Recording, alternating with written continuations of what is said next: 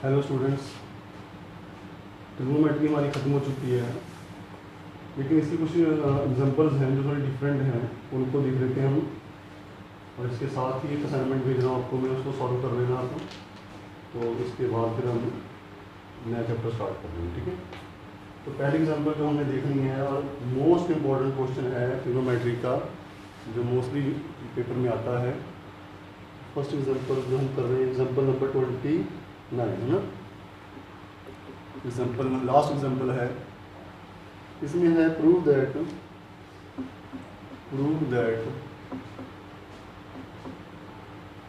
cos square x plus cos square x plus pi by 3 plus cos square x minus pi by 3 is equal to 3/2। ये आपको prove करना है। इसके लिए एक ही फार्मूला है हमारे पास, 1 प्लस कॉस 2a का फार्मूला क्या होता है हमारे पास, 2 कॉस स्क्वायर a। यहाँ से कॉस स्क्वायर a की वैल्यू क्या बनेगी, 1 plus cos 2a whole upon 2, ठीक है। कॉस स्क्वायर a की वैल्यू बनेगी हमारे पास। इसका मतलब अगर यहाँ पे a है तो यहाँ पे क्या बन जाएगा, 2a। अगर यहाँ पे 2a होता तो यहाँ पे क्या बन जाता, 4a। जो भी एंगल यहाँ कॉस स्क्वायर के साथ है वो इस वाले कॉस के साथ उसका डबल लग जाएगा उसका, ठीक है। इसके हिसाब से देखा जाए कॉस स्क्वायर x की वैल्यू क्या बनेगी, अगर मैं x से फाइंड करूँ, x है तो डबल हो जाएगा उसका ना, कॉस 2x अपॉन 2। और cos square x plus pi by 3, ये क्या बन जाएगा, 1 प्लस कॉस इस एंगल का डबल, x का डबल 2x, पाई बाय 3 का 2 पाई बाय 3 और होल अपॉन 2, ऐसे ही उसमें ना। तो अगर मैं लेफ्ट हैंड साइड को लिखूँ, ये इसको आप देख लेना, एक बार लिख के देख लेना, मैं डायरेक्ट लिख रहा हूँ। तो हमारे पास लेफ्ट हैंड साइड क्या बन जाएगी, पहले की वैल्यू क्या आई थी, 1 प्लस कॉस 2x अपॉन 2, अगले की 1 plus cos 2x plus 2 pi by 3 upon 2, 1 plus cos 2x minus 2 pi by 3 whole upon 2। और सबका एलसीएम क्या आएगा, 2। इस यही कर दूँ, ठीक है। आप लिख लेना इसको अगली लाइन में, मैं सबका एलसीएम ले रहा हूँ, 2 आ रहा है, सबके नीचे क्या लिख दिया मैंने, 2। ऐसे बन जाएगा ना, आप एक एक स्टेप करके कर लेना। 1 प्लस 1 2, 2 प्लस 1 3, ठीक है, 3 हो गया। और ये क्या है, कॉस 2x, यहाँ पड़ा है cos 2x plus 2 pi by 3 plus cos 2x minus 2 pi by 3 और होल अपॉन क्या पड़ा है हमारे पास, 2, ठीक है।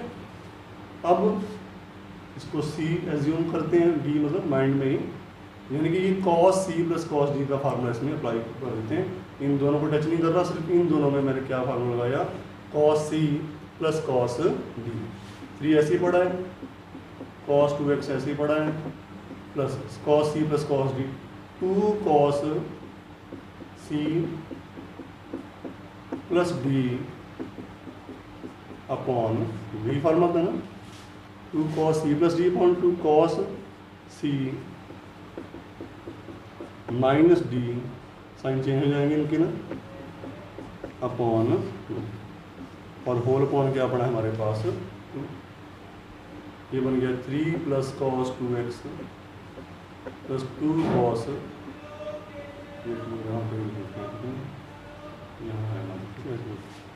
हाँ इसमें देखो 2 पाई बाय 3 से 2 पाई बाय 3 कट गया, 4x अपॉन 2 क्या बन गया, 2x।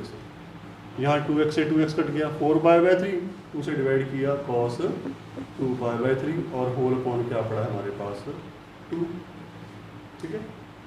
देख लेना आराम आराम से स्टेप वाइज इसको। अब हमारे पास है cos 2 पाई बाय 3 का क्या करें, इसको जैसे हमने स्टार्ट किया था 3.2 ना ट्रिग्नोमेट्री, cos 2 पाई बाय 3 ना, इसको अलग से कर लेते हैं, बाद में वैल्यू पुट कर लेते हैं। 2 पाई बाय 3 क्या करते हैं हम, जहाँ पाई हो वहाँ क्या लिखते हैं, 180 डिग्री 60, कितना बन गया, cos 120 डिग्री, और सेकंड क्वाड्रेंट में आ रहा है 180 माइनस 60, सेकंड में कॉस नेगेटिव होता है, चेंज होएगा नहीं, माइनस cos60, cos60 की वैल्यू क्या है -1/2। कर लोगे ना? इस पर अब कर रहा हूँ, जगह नहीं थोड़ी सी, इसको देख लेना आप दोबारा। हमारे पास cos2π/3 की वैल्यू क्या आ गई -1/2। ये तीनों आपस में क्या हो रहे हैं, मल्टीप्लाई हो रहे हैं ना। यही इसको कंटिन्यू कर रहा हूँ, 3 + cos2x + 2 cos2x into -1/2 whole upon 2। ये 2 से 2 कैंसिल, ये क्या बन जाएगा -cos2x बन जाएगा ना। तो एक बार लिख देता हूँ मैं, 3 + cos2x -cos2x whole upon 2 cut गए, आंसर क्या आ गया 3/2। ठीक है, यही आपको प्रूव करना था, is equal to right hand side. ठीक है, स्टेप वाइज इसको देख लेना, अच्छा क्वेश्चन है। ये देखिए tan π/8 की वैल्यू फाइंड करनी है। ठीक है, find value of tan π/8।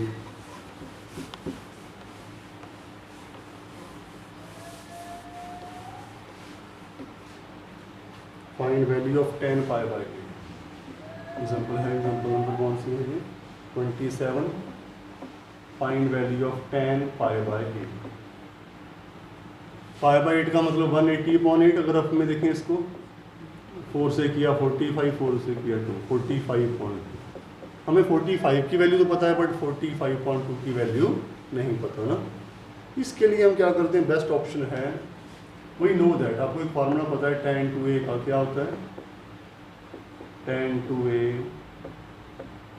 2 tan a upon 1 - tan square. ठीक है, ये फार्मूला होता है। जैसे हम याद है हमने पहले क्वेश्चन किया था, वो tan a + b कॉट वाला किया था हमने ना, कि हमने 3x को लिख दिया था 2x + x से। उसी फार्मूले में हमने राइट हैंड साइड को सॉल्व किया, क्रॉस मल्टीप्लाई किया, मेरा आंसर आ गया था। यही मैं कह रहा हूँ कि इसी फार्मूले में अगर मैं a की जगह π/8 पुट करूँ, तो इसी फार्मूले में मैं a की जगह क्या पुट कर रहा हूँ, π/8 कर सकते हैं ना, एंगल तो जो मर्जी ले लो। 2 तो कितना बन जाएगा, tan 2 × π/8 is equal to 2 tan π/8 upon 1 - tan square π/8। ये देखो अंदर ये इसलिए कट रहा है, ये बाहर होता तो वो ना कटता, ये एंगल के अंदर ही है। ठीक है, अब कट सकता है। tan कितना बन गया, π/4, यानी कि 45। tan 45 की वैल्यू क्या होती है, 1। मुझे क्या फाइंड करना है, tan π/8।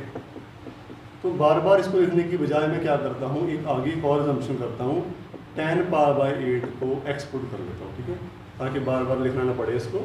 जो भी x की वैल्यू आएगी वही tan π/8 की वैल्यू बन जाएगी इसी में। ये क्या बन जाएगा, देखो 1 = 2x अपॉन 1 - x। ठीक है, समझ में आ रही बात ना। सिर्फ मैंने tan π/8 की x पुट करूँगा, बाद में दोबारा उसको फिर क्या कर लूँगा, tan π/8 क्रॉस मल्टीप्लाई किया तो 1 - x² = 2x। उधर ले जाते हैं, x² प्लस का बना लेते हैं, x² + 2x 1 माइनस का बन जाएगा = 0। फैक्टर तो बनेंगे नहीं इसके। डी फाइंड करते हैं, b² - 4ac 2² - 4 × 1 × -1। 4 + 4 क्या बन गया, 8।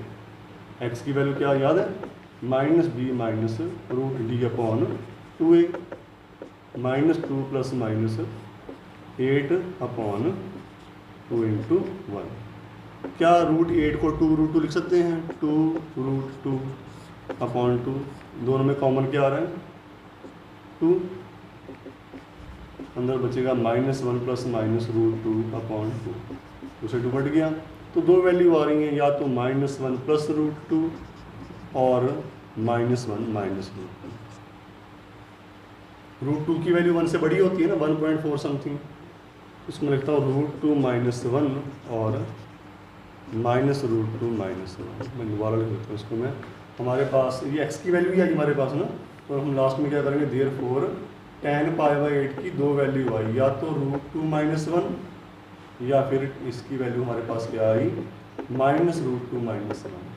π/8 45/2 किस क्वांटिटी में लाई करेगा, फर्स्ट में लाई करेगा ना, 45/2 22 समथिंग ना, 22.5। तो फर्स्ट में tan की वैल्यू क्या होती है, पॉजिटिव, तो ये हमारा क्या हो जाएगा, रिजल्ट। ठीक है, तो हमारे पास ये आंसर हमारा आ जाएगा। ठीक है, देख लेना इसको। 26 cos 2x cos x upon 2,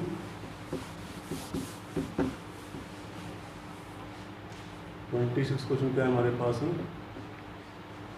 cos 2x cos x upon 2, cos 2x into cos x upon 2 minus cos 3x और cos 9x अपॉन 2, इसे कुछ प्रूव करना है आपको, ठीक है। वो देखो क्या है, बेस्ट ऑप्शन क्या है, डिवाइडिंग, मतलब 2 से डिवाइड कर दो, लिखना क्या देखो, और 2 से मल्टीप्लाई, दोनों को कर सकते हैं ना। अगर हमारे पास x माइनस वाई है, मैं बाहर 2 से डिवाइड करूं और अंदर 2 से मल्टीप्लाई करूं, दोनों को फर्क तो नहीं पड़ेगा ना, कॉमन लगे तो कट ही जाएंगे, डिवाइडिंग एंड मल्टीप्लाई। तो मैं डायरेक्ट कर रहा हूँ, मैं 2 बताता हूँ क्यों कर रहा हूँ मैं, cos x upon 2 minus 2 cos 3x into cos 9x upon 2। क्यों कर रहा हूँ मैं ये, बिकॉज हमारे पास फार्मूला होता है 2 cos a cos b, 2 cos a cos b क्या होता है, cos a plus b plus cos a minus b। तो अगर वही अप्लाई करूँ मैं इसमें, ये हमारे लिए a है, ये मेरे लिए b है, cos a plus b, a plus b plus cos a minus b, ऐसे ही इसमें माइनस है ना, cos a प्लस b, वो करना प्लस था बट बाहर माइनस से साइन चेंज हो जाएगा ना, minus cos a minus b, ठीक है। 1/2 क्या बन जाएगा, cos 5x upon 2 cos 3x upon 2, 6 और 15x upon 2 cos 3x upon 2, ठीक है। ये हमारे पास आपस में क्या हो जाएंगे, cancel, cos c minus cos d। अब cos c minus cos d का फार्मूला क्या होता है, cos c minus cos d का -2 sin c plus d upon 2 sin c minus d upon 2, ठीक है। इसमें लगा के देखना आपका आंसर इसका आ जाएगा, ठीक है। मैं पूरा सॉल्व नहीं कर रहा, थोड़ी सी क्यूरियोसिटी रखो, ट्राई करो, आपका आंसर पक्का आएगा इसका। 25th एग्जाम्पल में और भी बताता हूँ आपको मैं, आपको sin x plus Y find करना है। क्या फाइंड करना है, sin x प्लस वाई, ठीक है। और इसकी वैल्यू फार्मूला क्या होता है, sin x cos y plus cos x sin y, ठीक है। ये आपको ये होता है हमारे पास फार्मूला।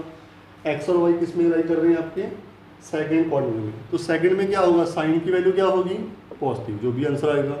sin y की भी क्या होगी, पॉजिटिव। cos की वैल्यू क्या होगी, नेगेटिव, इसकी वैल्यू भी क्या होगी, नेगेटिव।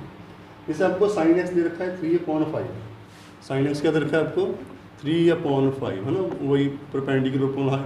तो अगर मैं cos x फाइंड करूँगा क्या आएगा, वो 4/5 बन जाएगा ना।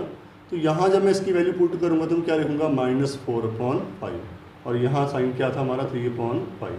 ऐसे ही cos y आपको दे रखा है -12/13, लेकिन जब साइन फाइंड करेंगे 169, 144, 25, 5 बन जाएगा ना।